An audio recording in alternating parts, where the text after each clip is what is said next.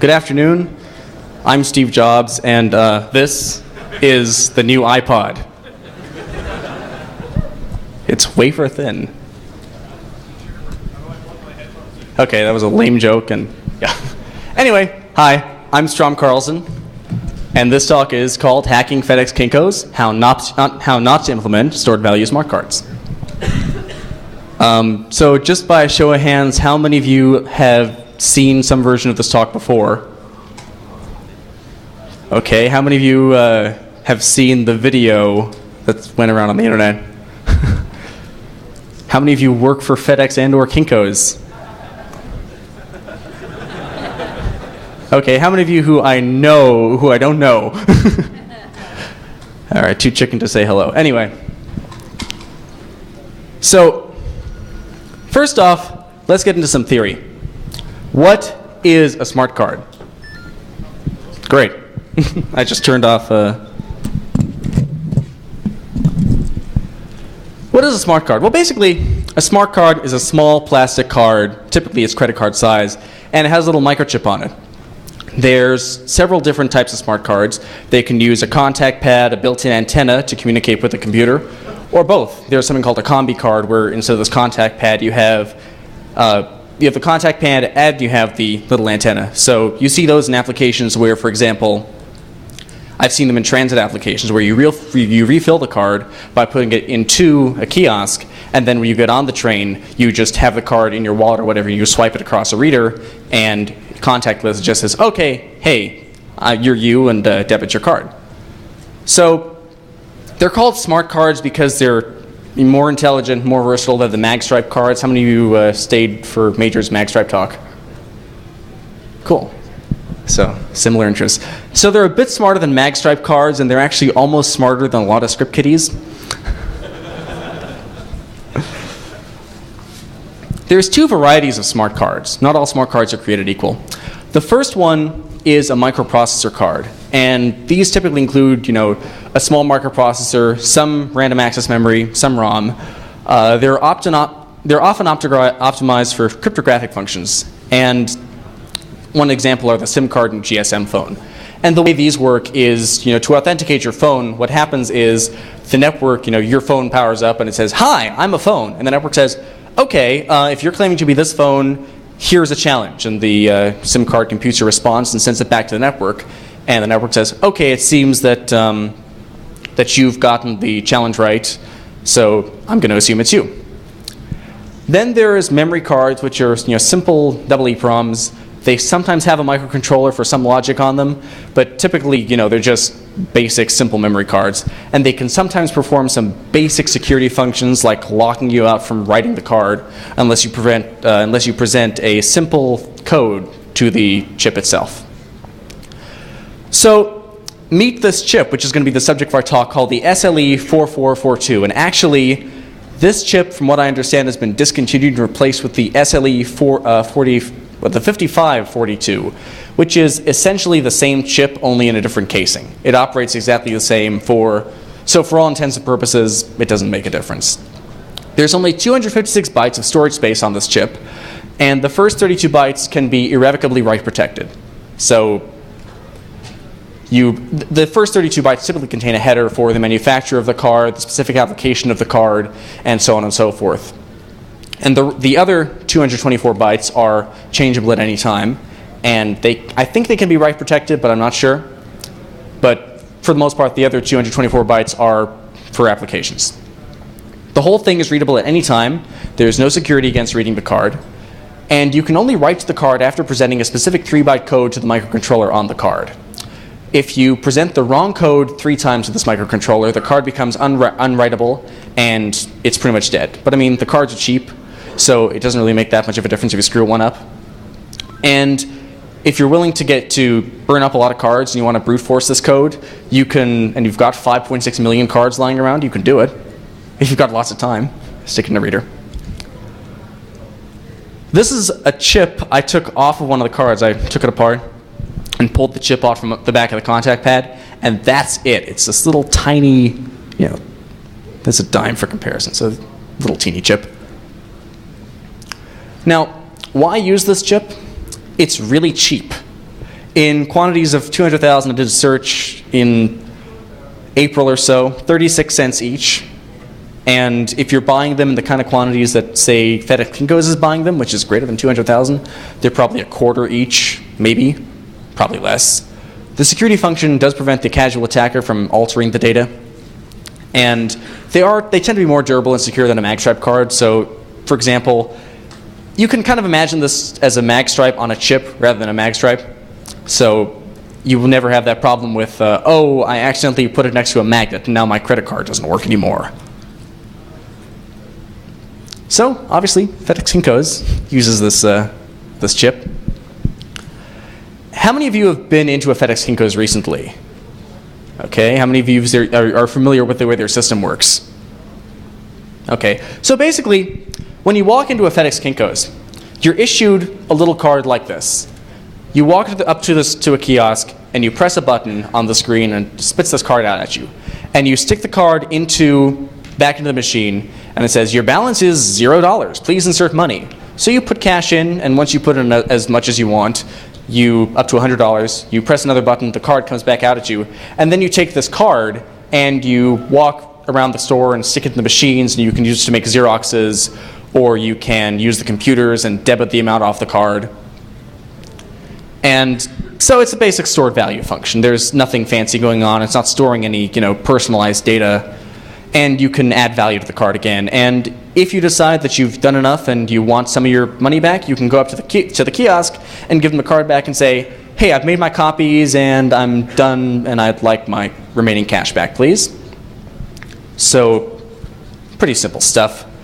It wasn't developed by Kinkos. It was developed by this little company in Toronto called N-Track Technologies.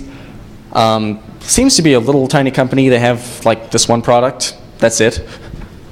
And Kinkos started playing with this 5 years ago, and I think it went system-wide in 2003 or 2004 or so.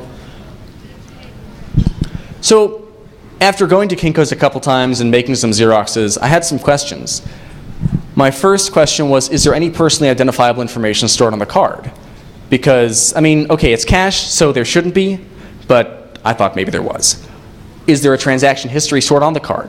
When you go to Kinkos, you make your copies, and you're done. You can stick the card back in the kiosk, and you can say, I'd like a receipt. It'll print up a receipt of everything you've done at the store right at the kiosk, so you never have to interact with a human to get your receipt.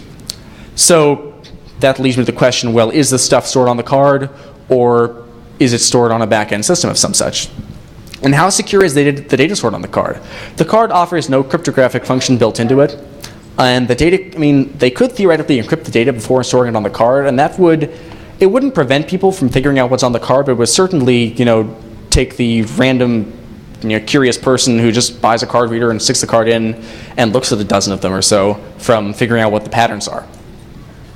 So, and is value even stored on the card? I mean, it could be that because all these things are networked and you can get a receipt, if the receipt stuff is stored on the back end, then maybe the value is stored back end as well.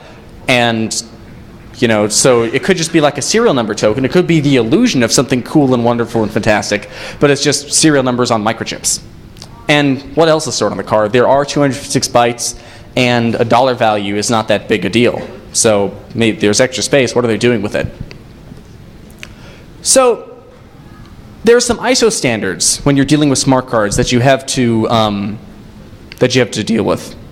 The first, it's the ISO 7816 group of standards, and the basic standard for the microprocessor cards is up to and including 7816-4. So -1 is the physical characteristics, the shape, the thickness, the durability. 7816-2 is the dimension and locations of the contact points on the card. 7816-3 are the electrical characteristics and class indication, and basically just tells, how the cards are supposed to act under certain voltage conditions. And these cards conform to those standards. They don't conform to ISO 7816-4. And this is actually a set of standards for interfacing with the card.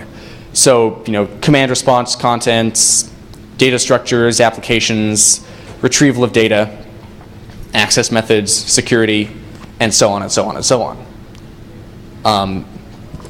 So the protocol for these cards is proprietary. And most of the card readers that you get will, pretty much any card reader you get will read the 7816-4 cards, but a lot of them won't read anything else. So sometimes it's a bit of a pain to find one that works with these cards. Do any of you remember the American Express smart card readers that they sent out to anyone who asked a while back?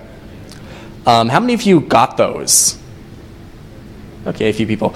I had one as well, and I was trying to get it to read these cards, and those will not read these cards for love of money. So I had to go out and find one that does work with these cards. Here, so I bought one of these. This is the ACR30U. I've got one of these here. It's a cheap little thing, 30 bucks. Smartcardsupply.com is where I got mine. And it works under Windows, and supposedly it works under Linux, but there's a Windows application that comes with the reader to read and write these cards, and I figured, well, why reinvent the wheel when I've just got this application I can work with? So, all right, I went to Kinkos, and I got a bunch of cards, and I noted their values and took them home with me and started reading the cards. And so this is a dump of a standard Kinkos Express Pay cash card. Simple 256 bytes. The important bits on the regular cards I've highlighted in red. The rest are incidental data that changes a little bit, but for the most part they're unimportant. So first off, there's this 32-byte header. It's the same across all cards. It's write protected. You can't change it. This pretty much just identifies it to the system as a Kinkos card, because and I'm not sure on the specific data structure of this header, but there's part of this is like this says, this is an SLE4442 type chip. And then the rest of it says, this is the specific application of that chip. This is where the dollar value is stored. And this one, I think, is a $1 card. And so I first looked at this. I couldn't figure out what the dollar value was. I'll get to that in a minute. The next one is the date and time the card was first issued. So this bit, I'm not sure whether this byte is important, the 20 at the beginning of the date, because on some cards I ran across, that byte was set to 00, and it didn't seem to make any difference at all. So, but this is the date and time the card was first issued, and you'll see it's also down here at the bottom. And this does not change through the life of the card. So it doesn't seem to be used for anything on the regular cash cards. There is a serial number stored on the card, which it consists of the 4-digit store number the card was issued at, and then the cards are just sequentially numbered after that. So this is, I think, 1163 is a store in West Los Angeles somewhere, and this is 32309.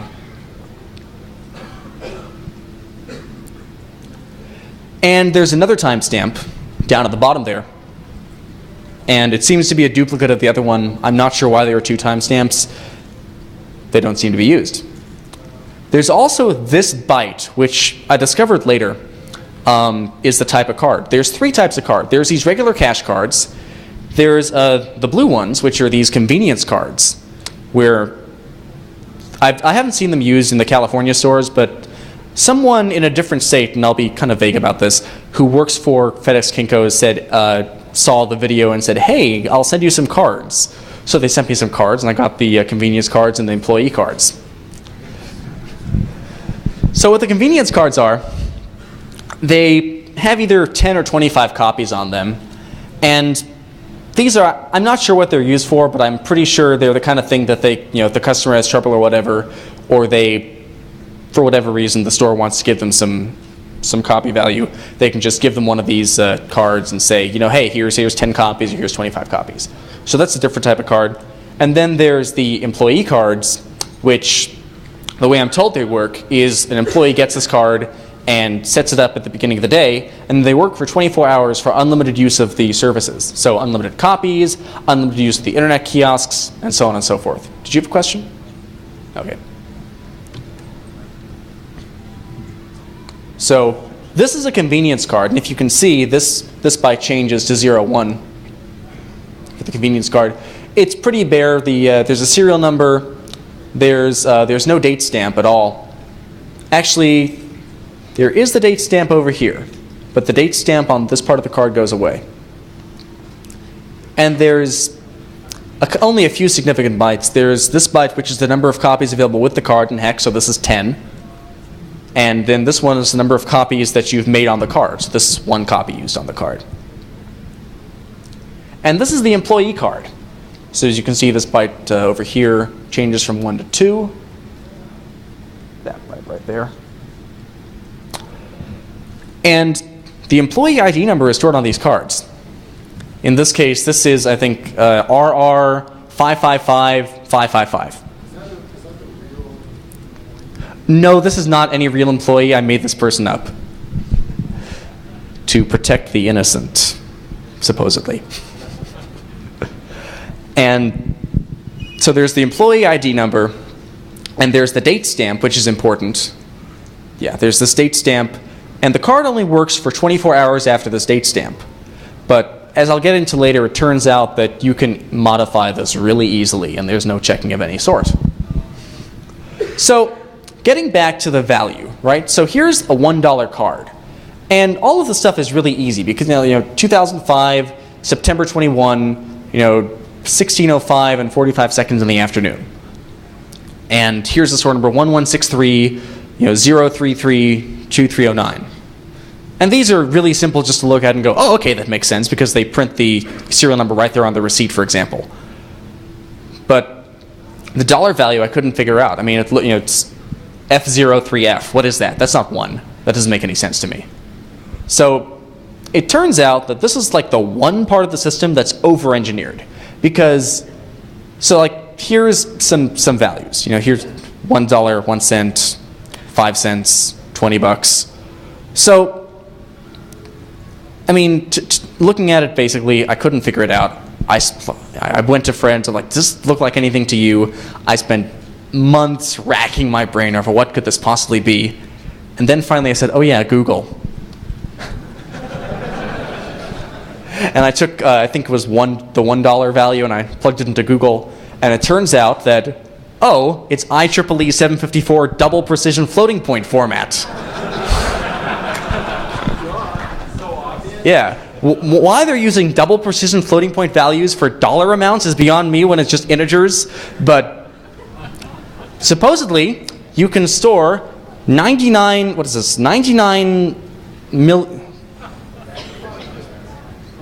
99,000 centillion, 100,000 centillion dollars is what this is.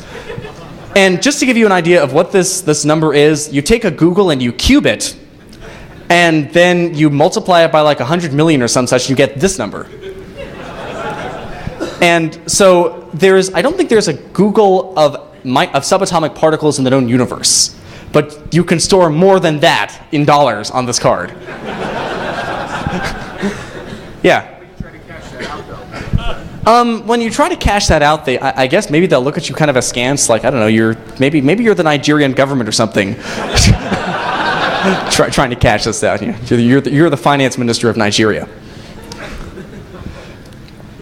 So yeah, it's 308 decimal places. In practice, of course, this is totally useless, but yeah, this is the one part of the system that is completely over-engineered. Everything else is not. I'm sorry? Could it have been reused from something else they did? Repeat the question? Could it have been reused from something else this company had created? The question is, could this have been reused from something else the company created? It's possible. The company's been around a little longer than this system, but based on the fact that this is now their only product, I don't think so. Who knows? Maybe. Did you ever figure out how many copies? How many copies this is? Well, okay, it would probably overrun the entire city with paper, bury it in paper. All of the copies, yes. Asterisk copies. So the card itself, the data on the card is protected by a 3-byte security code, 24 bits of code. And so there's 16.7 million possible combinations. And my basic research led me to believe that all the Kinkos cards probably have the same code, because the blank cards from the kiosk don't have the manufacturer's default code, which is, I think, six Fs all in a row. And the code could theoretically be derived from changeable data on the card, but if somehow that data got corrupted, then you wouldn't be able to derive the security code, and the customer would be, stuck with, whatever money was left on the card. $20, angry customer, that's not worth it. And everything about this card is just really simple anyway, so why would they bother? So now comes the time to start formulating an attack. The security code can only be read once the correct code has been written to the card. So you can't just, stick the card in your reader and say, tell me the security code, because this is going to go, no. So this is this graphic is from the spec sheet for the chip. This isn't the exact graphic, I just redrew it in the slideshow program, but this is pretty much the block diagram of how you read and write to this chip. All writes have to go through the security logic. And there's an error counter to count how many times you got it wrong, and the security code is stored in there, but it won't read that back to you. You can't read this back out unless you've written the correct code to it. So how do we do this? Well, the first possible attack is a social engineering attack on the company that makes the system. The second one is to emulate the card somehow. The third, you intercept the code during transmission between the reader and the card, or you can read the memory directly. And these are all feasible somehow. The social engineering attack, in theory, you contact NTRAC and pretend to be someone. You extract the code from some unsuspecting employee. So obviously the pros requires at least technical jiggery pokery just to pick up your phone and be a good talker. The problem is that the code might theoretically be so secret that no one but the NTRAC engineers know about it. I mean, they seem to have put all their eggs in this one 24-bit code, so maybe, right? Could be in a safe somewhere. And the safe combination is that code, right? It's tough to repeat this attack if the code is changed, because then, well, wait a second. Every time we change the code, the same person calls back and says, hey, I need to know the code. And there's no technical challenge. It's just, talking on the phone. And we all do that, right? You could emulate the SLE 4442. When they sell development kits for smart cards, they sell a dongle that you connect to your computer, and on the end of it is this thing with contact points on it and pretends to be a chip. So it's fairly foolproof, and you can figure everything out, and you can have your computer say, oh, that's what it's thinking the code is. Okay, well, there we go. The emulator dongles are kind of bulky, and the problem is that Kinkos uses this motorized card transport where the card goes like an inch or two into the reader. So unless you've got a really flat ribbon cable coming off the back of it, it's kind of tough to use with this motorized transport. And the second problem is that because these are typically for microprocessor cards, more complex chips, the emulation software for this really simple chip might not exist at all. The other option for the emulation attack is to find a microprocessor-based smart card that can behave just like the SLE 4442. And I mean, it would be easy to do because you just go in with a card like this. I've got a laundry card that's also a smart card that's also just a plain white card. It's got text on the back that says, treat this card just like cash. Disclaimer, disclaimer, disclaimer. But other than that, it's plain white.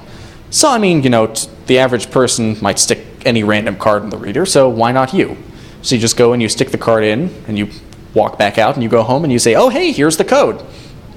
But unfortunately, and it's really elegant, because any system that uses this type of chip would be vulnerable. Because by design, if you want to write to the card, you've got to present that code, and you can't, and so this chip isn't just used in Kinkos, it's used in loyalty card programs, and I think for a time the German government's healthcare system used this card. I hope they've changed to something better. I don't know for sure. Anyone from Germany can confirm or deny that? Yeah?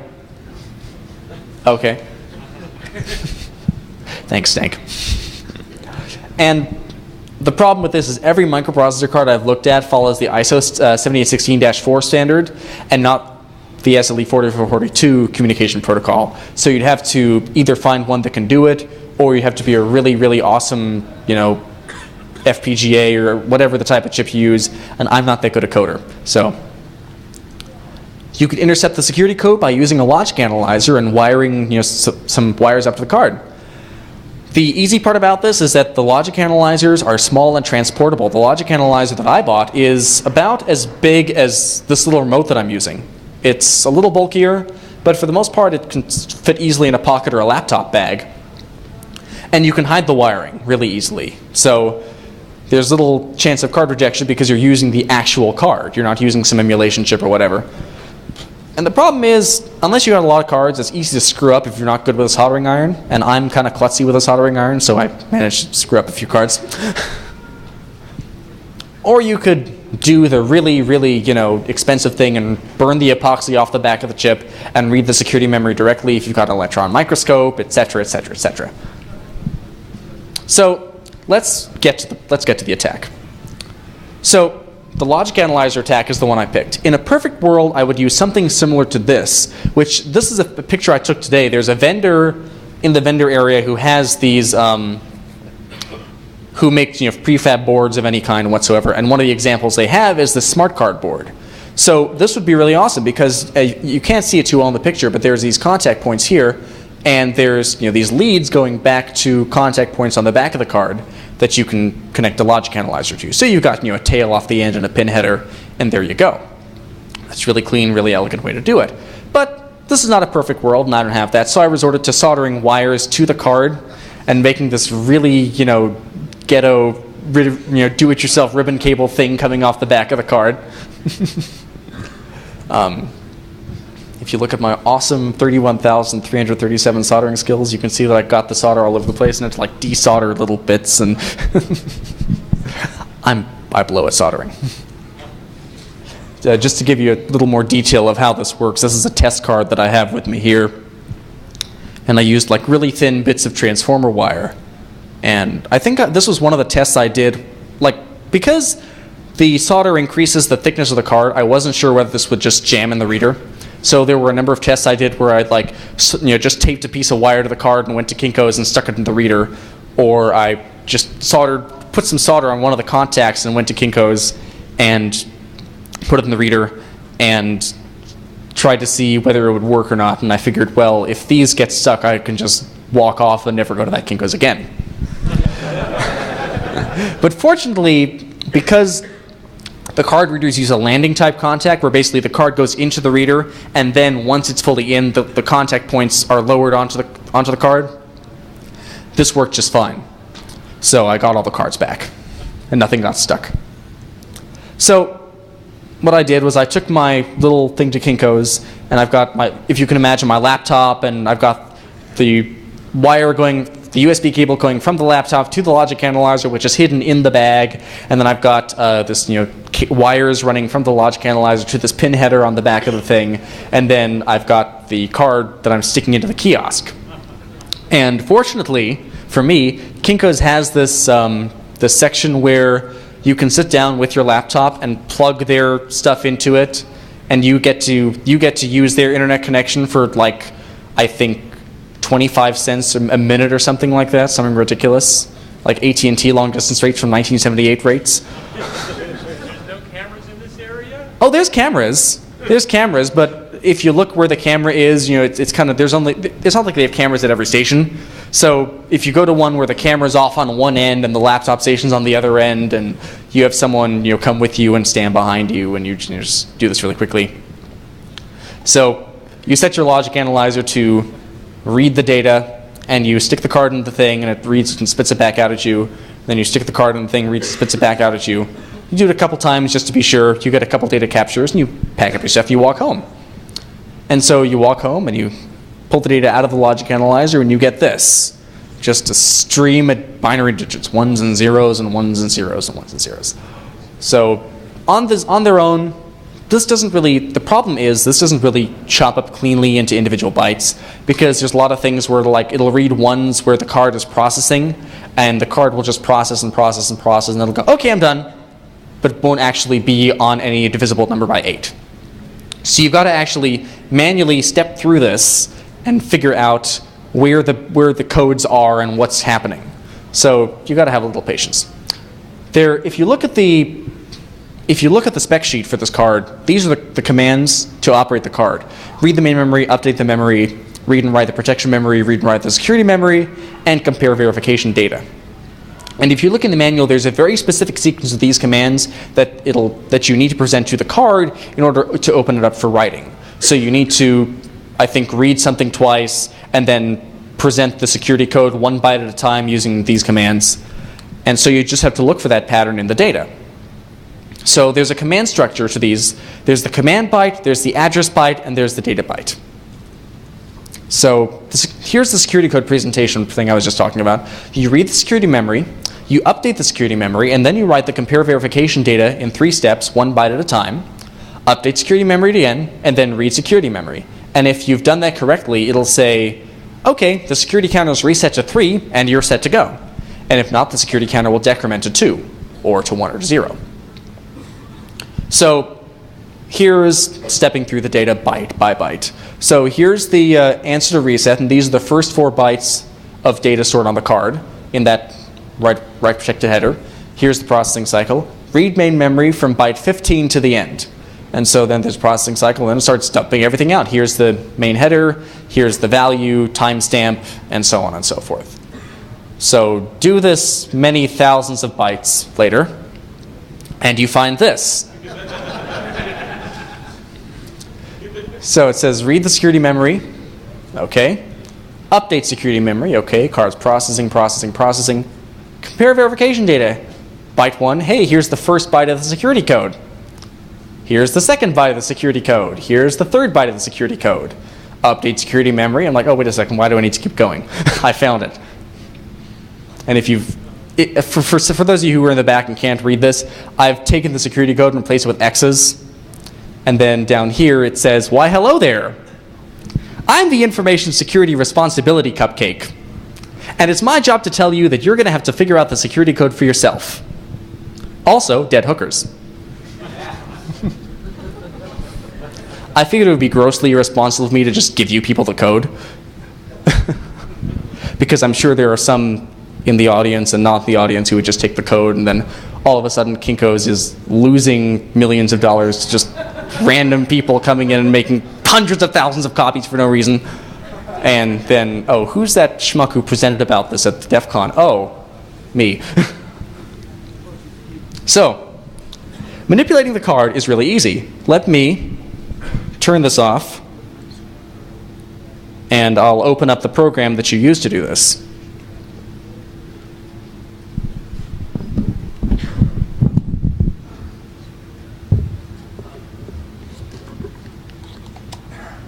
Stick the card in the reader here.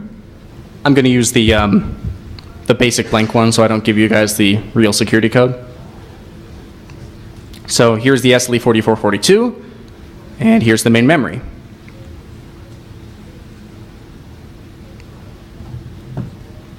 This card's blank, it's all ones. So let's present the security code. And hey, we got it right. This software is a little buggy. It says incorrect remaining chances equals 3. But now that we know the code, we can write to it. So, you know, dead beef, cafe, 1111, 111111, 31337. Oh. And there we go. So we've written to the card, simple as pie. And to prove that that we can write to the Kinkos card, and we'll take this out. And let me just reset this. And here's a real Kinkos card.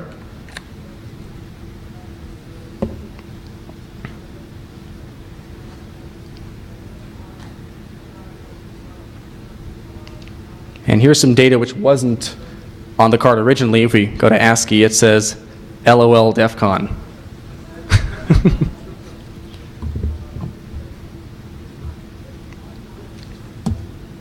So, now that we can write to the card, let's figure out what we can do with it.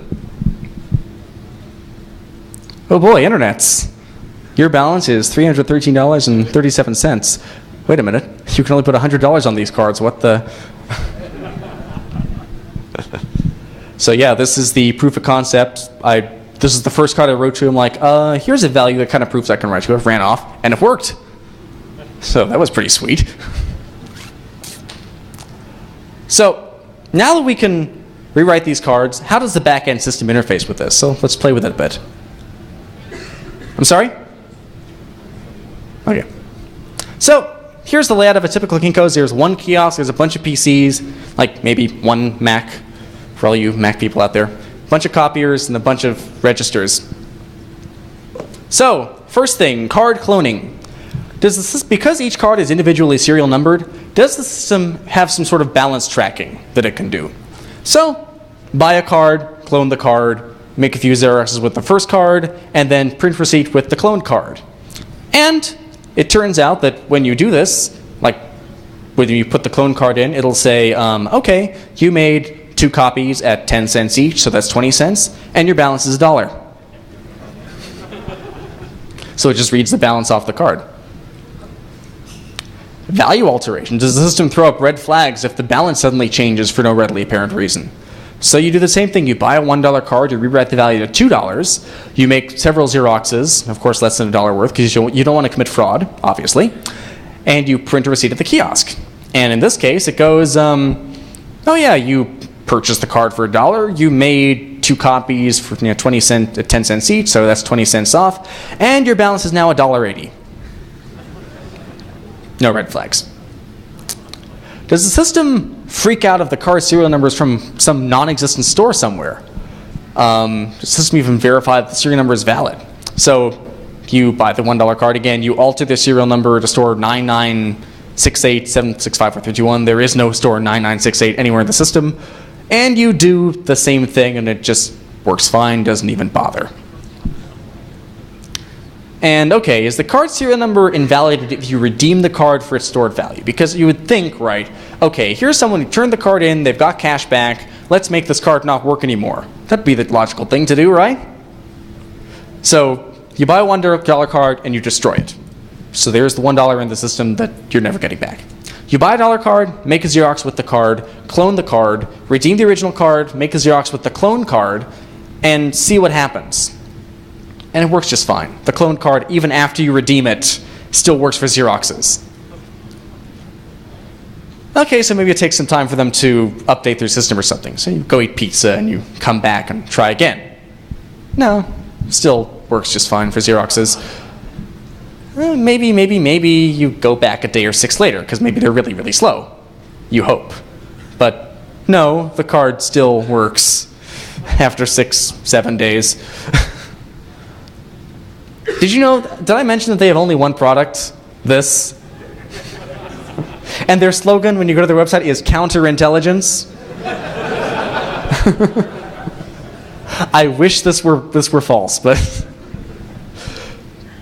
And so, and also the employee cards. It turns out that so with the convenience cards, you can just reset the counter of the number of copies you've used and it'll just keep working. You can alter the serial number, doesn't make a difference. And the employee cards, all it does is check that timestamp and see whether it's been 24 hours since the timestamp. It doesn't bother to verify whether the employee is still working there or is even a real employee at all. So you can... Does it? Oh, okay, yeah. So it checks the store number too, and that's it. But yeah, even if you get the store number right, you can be Joe Blow 999123. Doesn't make a difference. A date in the future. I'm sorry? A date in the future. A date in the future? I didn't try that. But that would be a fun thing to try. There's the Kinkos around the corner. We can have fun. So, how do we engineer a better system, right? Well, first off, there are several options, right? How do we do this cheaply and keep the existing base of installed cards? Well, the first thing to do is to change the way you store things. You change the way the security code works so that the security code isn't the same for every single card in circulation in the entire system, and you change the method for verifying the cards. So it's inexpensive because all you have to do is change the software, but it's still somewhat insecure because you're still using the same cards, and also, how do you ensure that the old cards that are still floating around aren't fraudulently being used? You increase security by verifying the information. You generate a hash, you encrypt the data, you don't store value in plain text. You basically make it difficult for someone to do what I did, where you just look at it and go, oh, this is the store number, this is this, this is this, this is that. You make it just look like random garbage. Or you don't store the value on the card itself, right? You just use it as serial tokens and you store everything on the back end. But, and you invalidate the cards when they're cashed out, duh. And don't use the same security code for every single card out there. Use some code derived from a randomized rotating value, or don't base the code from any value stored on the card. So it has to, okay, 10 minutes, thanks. So, better thing to use a different chip that has a cryptographic some sort of cryptographic function on it. The Atmel crypto memory chips used by my laundromat are higher security than Kinkos chips. So it's easier for me to make copies than it is to steal laundry. You use a chip with a microprocessor, you can do challenge response, you can encrypt data, you can do access control, you can do hidden goatsy if you want, I don't know. And, if these new chips are more expensive, like you can do what my laundromat does and charge a deposit for the smart card. Currently the cards are free for the taking. You can just go to the kiosk and say, give me a card, give me a card, give me a card. And it'll just keep spitting them back out at you until the thing's empty. It'll go, oh, contact a team member to get a card now. So you charge $1 or $2 to obtain the card, and then when you're done, you have the customer return the card and they get their $1 back. Big deal, right? And it'll prevent, curious tinkerers like myself from obtaining massive numbers of cards for play and analysis, like a small stack like that. So, some resources you can go to are securescience.net, which is my company. It's Lance's company, I work for it. You can go to my website, stromcarlson.com. Infineon is the manufacturer of the chip on the Kinkos card. Atmel is the manufacturer of the chip on the laundromat card. And smartcardsupply.com is where I got the stuff. What? BinRev. What? Are you saying that from Binary Revolution Radio? Am I? At radio.binrev.com? Yeah, but I never talked about that on here, so that's not a resource for this talk. So, questions, answers? Yes. Yeah, one thing that you said was,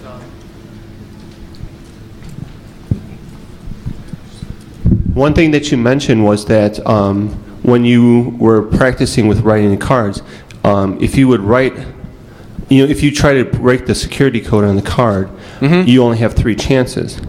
But you also said that when the system goes through and correctly authenticates the card, it resets the counter. Is that true? Yeah, it resets the counter. If you, for example, write the wrong code twice, you can go stick it in the kiosk again and it'll reset the counter to 3. But the only problem with that is you look kind of weird going with a stack of cards and sticking them in one at a time and then coming back the next day and doing the same thing. So, question? Yeah, I thought, wouldn't it be more secure to just actually put all this data, like the dollar amount data in a database and actually have a program searching for patterns of things that are strange? Because Yeah. I don't know why you would put the money in the card. It doesn't I don't make know any either. sense to me why they would do that. I don't know either why they did this. So that wasn't Lazy. a question, it was just Yeah. more of like a statement. So. Yeah, I think I mentioned that. I'm curious as to why you called it hacking FedEx Kinkos when you were actually hacking in track.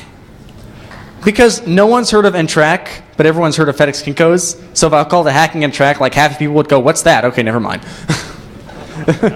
Any attempt to do some power analysis to brute force the security code? I'm sorry? Any attempt to do power analysis to check when security code becomes invalid on a bit-by-bit basis? You can't do that with the way this... I mean, 'Cause there's a theoretically, VCC. right? Theoretically, I think you might be able to do that. But, again, this is not my area. Electrical engineering is not my area of expertise. Seems So, easier. Yeah, seems easier Yeah. for them just to give it to you. So yeah. After you've locked out the card by writing to it too many times, can you still read it? Yeah, you can still read the card, you just can no longer write to it at all. It's burnt out. I'm sorry? Yeah, it can't be updated at all. But, well, no, see, the thing is, if I actually tried that, if the system can't write to the card, it just said, this card's bad, and spits it back out at you. So, my Kinkos location over a year and a half ago, they got rid of these and they went to traditional credit cards. no, you can use credit cards in the same reader. No, they don't use them at all anymore. Oh, wow, okay, interesting. I have 5 minutes, so a couple, and then you, sir. If you burn down a card If you burn out the card and there's money left on it, will they still let you cash it out? I didn't try that. It's worth a shot. Have you tried notifying NTRAC of this security issue, and if so, when? We notified them at the beginning of February. We didn't hear a thing from them for a month, and so we said, okay, usual standard practice is a week, so we went public with Is this attack still valid then? Yeah, this attack is still valid, which is why I'm not releasing too many details. Any other questions? I'm going to shine this in your eye for being off topic. God. Okay. All right. No more questions? Talk about your logic analyzer. Oh, logic analyzer. If you just Google for USB logic analyzer, there's a number of companies out there that are selling them. Why didn't you build your own? Why didn't I build my own? Because A, I suck at soldering, and B, it would have taken too long, and I just felt it was worth it to spend the $300 instead. Yes? Were the pinouts on the card described in the manual? You had 3 of the soldered out of 6. Yeah, the pinout is described in the data sheet of the card, and I think I put the data sheet on your Defcon CD, so you can look through that. Any last questions? Okay, well, oh, yeah.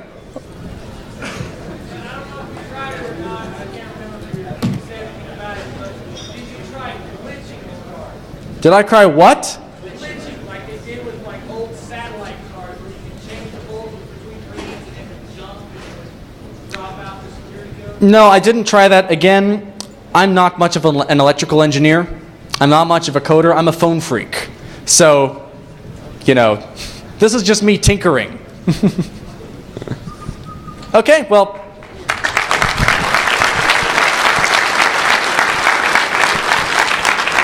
And if you want to bring me your Kinkos card at any point during the con, I'll write something silly on it for you. Really good on FedRap Radio. Thanks.